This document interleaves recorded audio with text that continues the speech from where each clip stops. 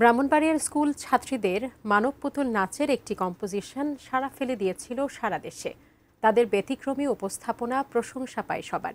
সেই পুতুল নাচের দল দেশের গণ্ডি পেরিয়ে এবার যাচ্ছে জাপানে। আগামী 6 আগস্ট বুধবার তারা দেশ ছাড়বে।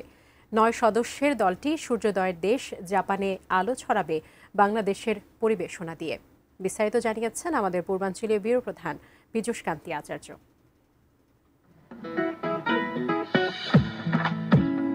গত বছর ব্রাহ্মণবাড়িয়ার সূর্যমুখী কিন্ডারগার্টেন ও গার্লস হাই স্কুলের একটি অনুষ্ঠানে মানব পুতুলের এই নাচ ভাইরাল হয়ে যায়।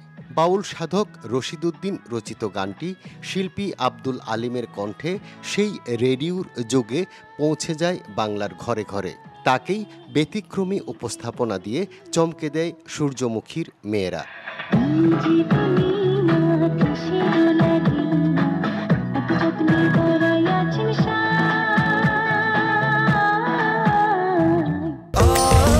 স্বাস্থ্যকর অল টাইম ফ্যামিলি কেক, সব সময় অল টাইম হেলদি লাইফ।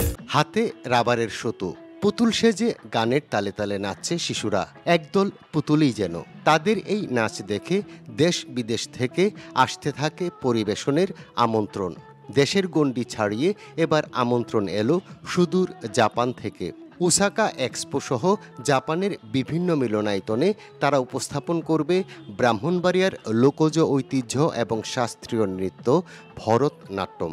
দেশের বাইরে যাওয়ার জন্য আমার অনেক বেশি ভালো লাগতেছে। আমি অনেক বেশি ইন্টারেস্টিং। আমরা ওইখানে গিয়ে অনেক ধরনের নাচ করব। জাপানে শুধু পুতুল নাচই নয়, পুতুল নাচের পাশাপাশি আমাদের ব্রাহ্মণবাড়িয়ার যে শাস্ত্রীয় নৃত্য ভরতনাট্যম, সেই ভরতনাট্যমটা আমরা ওখানে করব।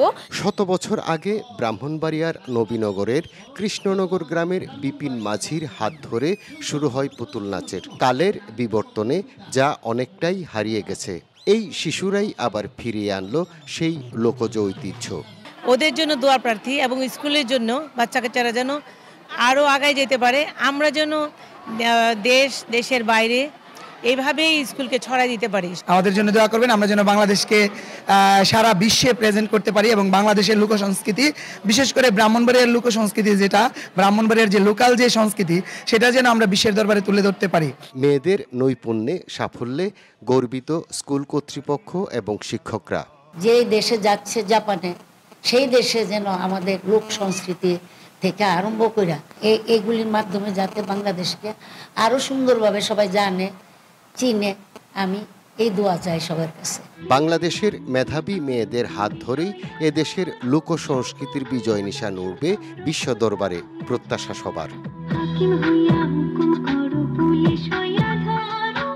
পীযূষ কান্তি আচার্য, এটিএন নিউজ, ব্রাহ্মণবাড়িয়া।